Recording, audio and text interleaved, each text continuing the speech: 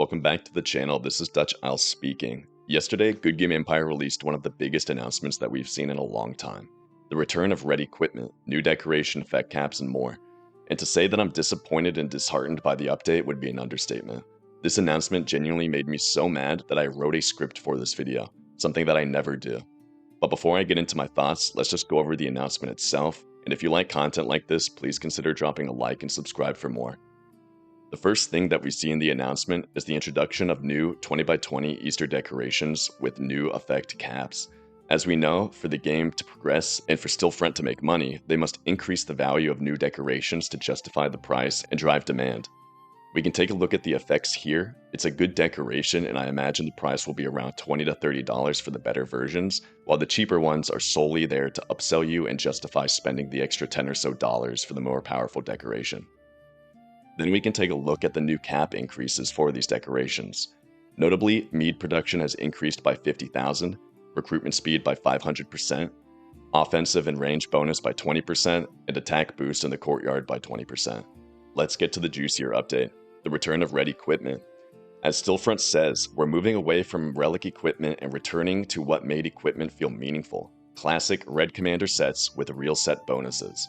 The new best equipment will be split between 3 rarities, bronze, silver, and gold, and now we can understand why Goodgame Empire introduced the 3 different set rarities for the Rift Raid events better, because they were intending to overhaul the entire system going forward. How do you unlock these new equipment sets? By participating in the game's limited time gacha mechanics. I'm tired of this, Grandpa! That's too damn bad! You can see the new effects that a full set of gacha red equipment will yield on screen. And as you might have guessed, the better red equipment, aka the gold equipment, is only available at higher stages in the gacha. Meaning if you're purchasing tokens in the Master Blacksmith and participating, you'll likely only ever be able to collect the bronze and maybe the silver red equipment. Yeah, Stillfront. I'm so happy that we're returning to what made equipment feel meaningful. Spending money on gambling mechanics to unlock red equipment, something that we could unlock with rubies years ago. Is that really how they expected us to react when they made this decision? I remember when I first started playing Goodgame Empire 10 years ago, and red equipment had so much character. The seasonal tournaments had so much rich flavor and aesthetic because there were unique tools, commanders, and castellans curated to Halloween, Christmas, and other notable holidays. When we first shifted to relic equipment, I wasn't exactly happy to leave behind the cohesion that came with understanding the percent bonuses and effect caps that red equipment had. It was so simple to understand that a full set of red equipment would give you X, Y, and Z percent bonuses, so moving to relic equipment was a total shakeup. But we adapted, and we realized how powerful relic equipment could be when you combine the proper attributes to build the perfect commander. That wasn't enough for Goodgame Empire though. They set the ceiling too low, so they introduced level 2 relic equipment. Now it could have 4 effects, unlocking even more potential edge for players to take advantage of. Think of how much time and how many coins you've spent chasing the perfect commander. It became a lottery for players to mix and match different relic equipments that they slowly collected over time in hopes of building a proper set. And of course, this isn't even including the paywalls introduced to make level 2 relic equipment impossible to collect without spinning the wheel of affluence or through general offerings.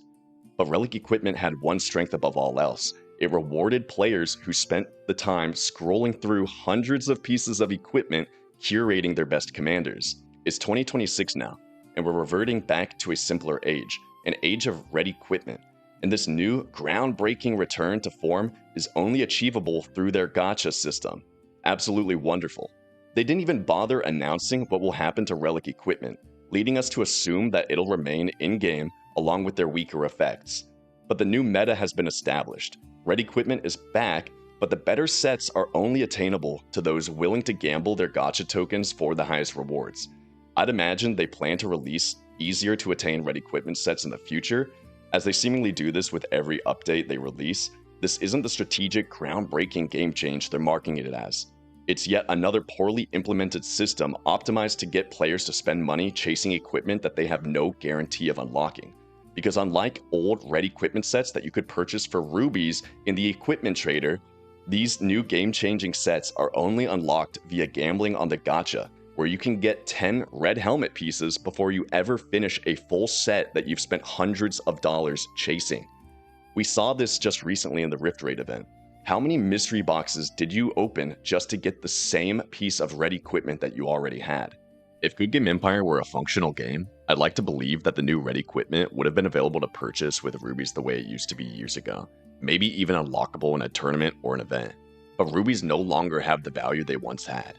Botting is more prevalent than ever, allowing players to loot hundreds of thousands if not millions of rubies per week for free, grinding events without ever having to send a manual attack themselves, yet Stillfront still hasn't done anything noticeable to address these issues.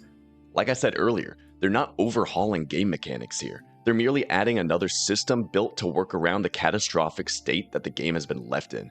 And the system to unlock the new equipment is a gacha, where some people will unlock a full set of red equipment with $100, while others will spend hundreds to build their set. In a happier video, I'd spend time covering how Stillfront could have implemented red equipment better, and how they could have made it more attainable, added more personality to it, etc. And I'd even go into how they could rejuvenate that old sense of wonder that the old red equipment sets brought when someone would finally finish the seasonal tournament and had their commander 100% built. But this isn't that timeline. And if Stillfront can't even do us the courtesy of explaining what's going to happen to relic equipment, how the return of red equipment will be accessible to everyone, or provide the bare minimum transparency for the future of the game, then I'd rather just end the video here. So let me know what you think of this new Easter update in the comments.